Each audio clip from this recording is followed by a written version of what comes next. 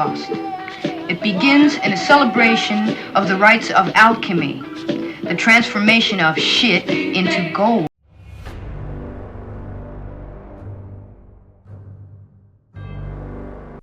In the tranquil evening of 1937, Jacques Bergier was hard at work in his Paris laboratory, labouring late into the night.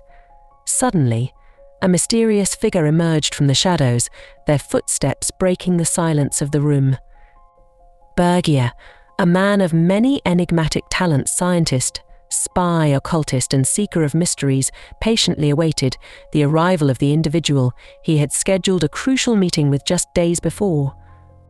When the enigmatic stranger neared him, they shared a serious caution, a hidden truth that might have been exclusive to a select few back then. This caution revolved around a secretive experimental endeavour spearheaded by Dr. André, whom Bergier worked with. Bergier found it surprising that an outsider could be aware of such closely kept information. Furthermore, during a period when the experiment's results were uncertain to many, how could this mysterious person give a warning as though they possessed prior familiarity or insight? Bergier was filled with confusion and curiosity as he asked, "Who are you? How do you possess such knowledge?" Emerging from the darkness, the mysterious figure introduced themselves as Fulcanelli. With an eerie tone, Fulcanelli revealed a chilling truth: humanity had previously attempted to achieve immortality, but it had ultimately led to its own downfall. "Welcome to the endless pursuit of immortality," Fulcanelli remarked. Throughout the course of history, spanning thousands of years, the yearning for immortality has remained one of humanity's greatest aspirations and fixations. Legends and tales from civilizations dating back 5,000 years are filled with individuals who sought immortality, only to be met with disappointment. Even the mighty King Gilgamesh dedicated years of his life in search of eternal life, only to be granted the realization of his own mortality by the gods. Similarly, figures like Utnapishtim, known as Noah in modern religions, found themselves unable to obtain the coveted gift of immortality they so desperately desired. Across the annals of time, there have been numerous instances showcasing humanity's unyielding quest for immortality. For instance, China's first emperor, Qin Shi Huang, believed that consuming mercury, a metal linked to the divine, would grant him eternal life. However, this pursuit led to his demise as the mercury poisoned him, causing madness and death. Similarly, Alexander the Great also sought immortality through mystical means during his conquests, only to meet an untimely end. In the realms of hermetic and esoteric teachings, immortality is often depicted as an achievable feat through secretive and challenging practices. One such practice involves the alchemical process of transmutation, with the philosopher's stone at its core.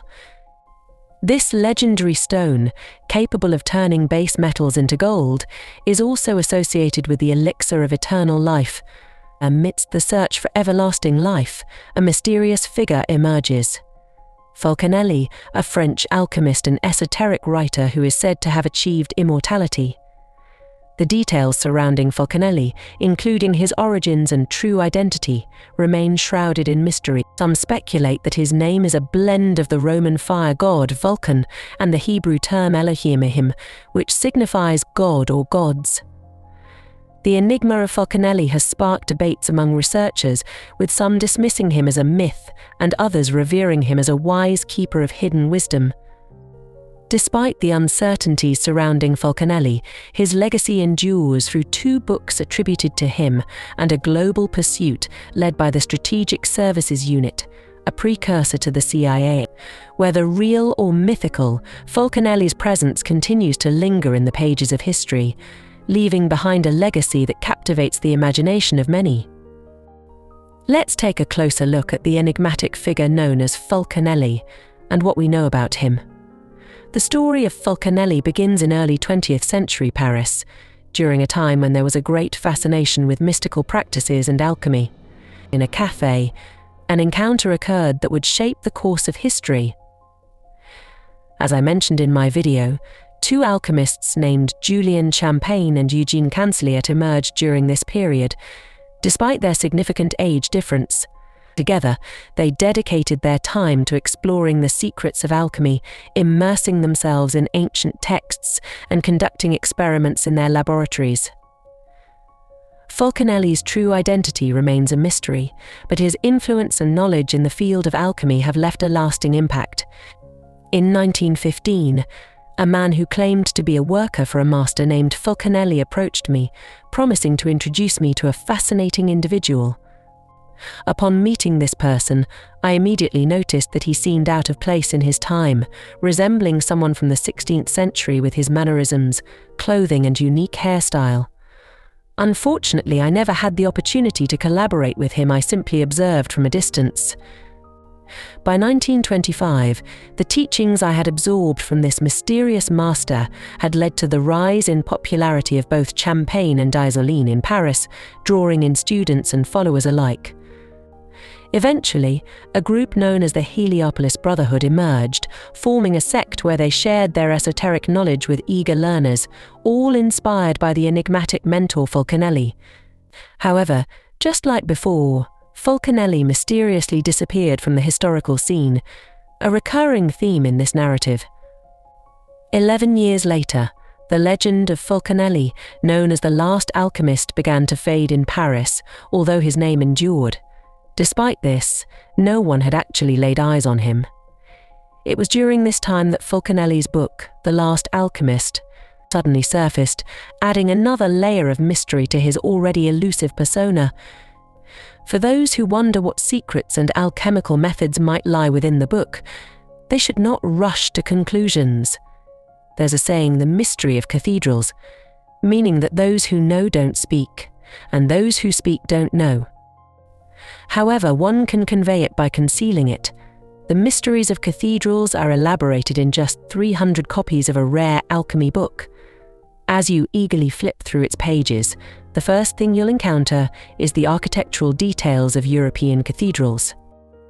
Upon reading, you'll realize that Fulcanelli's book actually reveals the ancient secrets of alchemy and how the system of sacred geometry is concealed within these cathedrals. The purpose of the book seems to be to impart knowledge, but it's designed in a way that only those truly seeking it will grasp its essence. The writing includes words and sentences derived from ancient Latin and Greek, enhancing the encryption to be more robust. This style of encoded narration was pioneered by alchemists themselves, ancestors of cryptographers, one might say. Intriguing symbols, paragraphs to be deciphered with key words, and even texts written in entirely unknown languages are included. Even the Voynich manuscript, which we still haven't fully decoded, is considered an example of this. Of course, the legendary alchemist's book becomes a huge hit in Paris, and suddenly, people start flocking to cathedrals in pursuit of unlocking its mysteries. In the years that followed, specifically in 1929, Fulcanelli's second book, Dwellings of the Philosophers, was published. Similar to his first book, it encourages readers to explore beyond what is visible and once again delves into the world of alchemy through architectural symbolism. These books showcase Fulcanelli's extensive knowledge of language, symbolism, architecture, and the occult, which captivated Europe and sparked curiosity about his origins. However, Fulcanelli himself remained elusive, leaving his former students, Julian Champagne and Eugene Cancelliet, in the spotlight. People flocked to them, eager to learn the ancient secrets imparted by their mysterious master. Despite the attention, Champagne and Cancelliet never sought material gain from their association with Fulcanelli. They only accepted a few students and focused on providing them with education. As the years went by, no one, including Fulcanelli's students, heard from him again. During this time, Champagne and the other students tirelessly pursued the magnum opus, also known as the philosopher's stone, the ultimate goal of alchemy. They faced numerous failed experiments and immersed themselves in extensive readings, but Champagne, in particular, became consumed by deep contemplation and excessive alcohol consumption. Sadly, he lived his final years in poverty and passed away on August 26, 1932, His health deteriorated by gangrene caused by his excessive drinking. Cancelliet was deeply affected by the passing of her first husband, which led her to step back from the pursuit of the magnum opus and focus solely on teaching alchemical philosophy to her students. After 32 years since Fulcanelli vanished, a former student named Eugene Seal received a coded letter bidding farewell and instructing them to meet in Seville, Spain. Recognizing the handwriting as her master's, Cancelliet hurried to Seville, where she was greeted by Fulcanelli's chauffeur. Together, they journeyed to a grand mansion outside the city. As they arrived, Cancelliet saw Fulcanelli approaching, looking younger than when he had left years ago. Inside the mansion, Cancelliet noticed children and parents dressed in 16th century attire, working on alchemical experiments under the guidance of her master.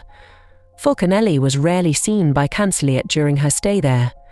Fulcanelli secluded himself in his room, and the reason for this would soon become clear. One day, Cancelliet strolled in the courtyard and noticed 3 women approaching.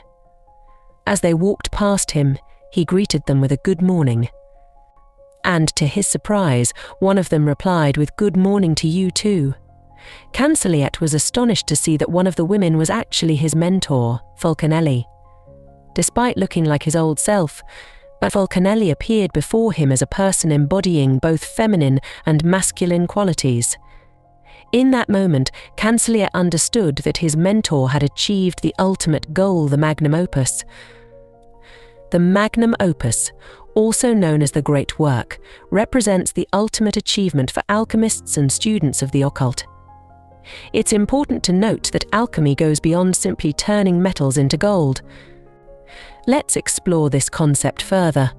When you delve into the world of alchemy, you'll find that its goal is to break down the basic structure of a substance, transform it, and then bring it back together to create gold, the most valuable form.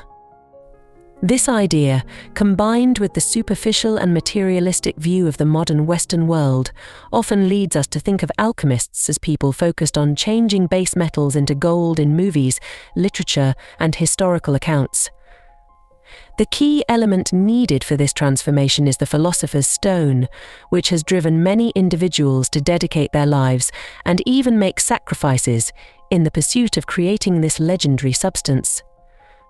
Based on the research I've conducted and the information I've gathered while preparing this video, it seems highly unlikely that anyone who dedicates their life to alchemy will succeed. The true essence of alchemy, as explained by Fulcanelli himself, lies not in transforming metals, but in transforming the alchemist. Alchemy is about manipulating the matter and energy around us to tap into what modern science calls the field of power. This field grants the observer an extraordinary position, allowing them to explore hidden realities of time, matter, and energy, essentially confronting the universe itself. This is the essence of the great work. I believe that my viewers will find this explanation familiar, as many of the videos on my channel are interconnected, aiming to present a comprehensive picture. It's important to note that what Fulcanelli referred to almost a century ago in his notes is now scientifically known as quantum field theory, which encompasses the entire universe and facilitates the transition between matter and energy. The enigmatic alchemist teaches us that accessing this field and being able to alter the nature of things is the ultimate goal. As I mentioned earlier, alchemy and its texts are filled with symbolic concepts. Now, I'd like to decipher some of these symbols for you, saving you valuable time in your own research. In alchemy, the base metal symbolizes the unaware individual. Alchemy is a journey of destruction, transformation, and reaching one's highest potential before reuniting. The unaware individual starts with knowledge of alchemy, also known as hermetic knowledge, breaking down their preconceived beliefs, knowledge, and character. In Eastern philosophy, this concept is known as living through dying. Following this is the phase of transformation, where you start rebuilding your shattered old knowledge, thought patterns and beliefs with new insights, perceptions and awareness. Finally, in the third stage, you achieve your highest potential by evolving from an ignorant individual of the past to someone who has gained true knowledge, belief, and understanding. This is the core of magnum opus. Similar approaches can be found in Buddhism, leading to nirvana, in Sufism reaching insan kamil, in Taoism as wu-wei, and in Hinduism as moksha. Each belief system presents this level and provides different paths to attain it. In Hermetic alchemy, this stage is referred to as magnum opus, the great work, as completing this transformation means finding the philosopher's stone within oneself and becoming it. Just like in the movie The Matrix, where Neo is told, "What are you trying to tell me? That I can dodge bullets?" No, Neo, I'm trying to tell you that when you're ready, you won't have to. When you reach that level, you won't need external means to achieve greatness. You become the embodiment of that greatness, with the ability to influence the nature of things. However, at that level of consciousness, material possessions like gold or diamonds won't matter. As for Fulcanelli's transition from male to female in the earlier story, it symbolizes the divine androgyny in Hermetic alchemy, representing the divine dual gender during the transformation process. Now, let's not just think of it as homosexuality or similar ideas. Here, there is a deep symbolism at play. The concept of divine androgyny applies to both men and women who are on the path of enlightenment. It teaches us that in order to achieve inner balance, one must embrace and accept both masculine and feminine energies within themselves in a harmonious way. This is because in a universe built upon duality, only by finding a common ground and balance within ourselves can we truly thrive. This discipline and philosophy are profound and serious. You know how sometimes people argue about whether God is good or bad, and it seems empty? Well, the Creator encompasses both good and bad, hot and cold, positive and negative, because everything is a part of it and exists in balance. The symbolism of uniting duality in one body reflects the transcendence of duality and the reflection of divinity. Don't think, what feminine side could I have? Everyone possesses these energies within them. We're not talking about chromosomes here, it's a more abstract concept. And ultimately, the recognition and acceptance of this is up to you, as every individual experiences it differently. So, let's not bring up topics like, do homosexuals, trans people, or physically changed individuals reflect this? They are not relevant to the discussion. In fact, some believe that these occurrences happen due to uncontrolled states of such energies. However, I prefer not to delve into those matters. Let's stay focused on the topic. As far as I know, this is a way of accepting energy. But whether divine androgyny, as mentioned in Hermetic knowledge, truly brings about physical transformation, renewal, and rejuvenation at a certain level, I honestly don't know. Apart from its symbolic interpretation, I have only recently observed its physical effects while making this discovery. After witnessing his master's transformation into a genderless form, Cancelliet receives a final instruction from Fulcanelli. Alchemy is no longer effective, my son. It is time for you to seek out the sacred sites in the south, Fulcanelli declares. With a heavy heart, Cancelliet bids farewell to his belongings in Caen, parting ways with his master. When asked about his journey later on, he describes the events as if they were a hazy dream. Some writers who interviewed him even speculate that it may have been a journey across dimensions rather than a physical one. Regardless of the true nature of the experience, Cancelliet never sees his master again and passes away on April 12, 1982. Following Cancelliet's death, a historian and early chemistry researcher named Gerard begins to question the validity of his claims. Gerard reaches out to Fulcanelli's daughter, expressing his desire to examine the files left behind by her father. After carefully reviewing the deceased's documents and passport, Gerard confirms that Fulcanelli did indeed travel to Seville, Spain, during the specified dates, despite battling cancer. However, what intrigues Gerard even more is the complete absence of any evidence suggesting that Fulcanelli stayed or appeared in Seville or its surrounding areas. It is as if the man vanished without ever setting foot in the city. Through his investigations, Gerard Herm concludes that Eugene Cancelliet's claims were not mere fabrications. Now, for those who may be wondering if there are only 2 individuals in the entire world who have encountered Fulcanelli and shared their experiences, they may have overlooked the incident I mentioned earlier in the video. Remember when I spoke about Jacques Berger's encounter with a mysterious individual who warned him about nuclear destruction in 1937? Let's delve back into that topic. In the past, we have been exploring the spiritual side of alchemy. However, this tale will demonstrate how alchemy plays a crucial role in the development of modern chemistry and physics. According to Fulcanelli, ancient alchemy had already unraveled what we now know as nuclear physics, potentially leading to the destruction of humanity. In 1937, the visionary physicist Dr. André, in collaboration with chemist Jacques Berger, was delving into the then mysterious realm of atomic energy. It's fascinating to think that this was 5 years before the classified Manhattan Project, America's mission to create an atomic bomb. During that era, only a select few individuals worldwide were engaged in such endeavors, and the full extent of their work was not yet understood. During these captivating times, a mysterious individual approached Jacques Berger for a meeting. Years later, in his book The Morning of the Magicians, Berger recounted the encounter. "I understand that you are assisting Dr. André H. Bronner in his nuclear energy research," the figure remarked. "He has shared some details about his experiments with me." Then, he added, "You and your fellow scientists are on the brink of a major breakthrough. However, I urge you to pay close attention to my words. The power you are harnessing carries a grave risk, not only for yourselves but for all of humanity. Releasing nuclear energy is simpler than you realize, and the resulting radiation could contaminate our planet's atmosphere in just a few short years. It's important to exercise caution when dealing with atomic explosives. Even small amounts of metals can lead to the obliteration of an entire city.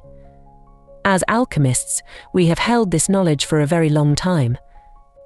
The closest nuclear bomb project is still 5 years away, and the information available globally is mostly theoretical.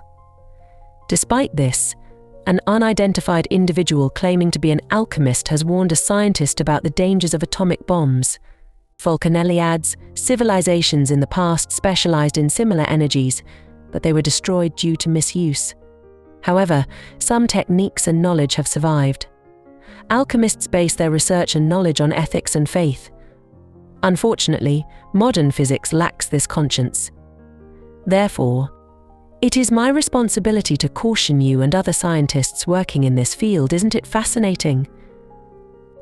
Some may question how an unidentified alchemist from ancient times could possess knowledge that modern science has yet to fully comprehend, especially regarding a concept less than a century old.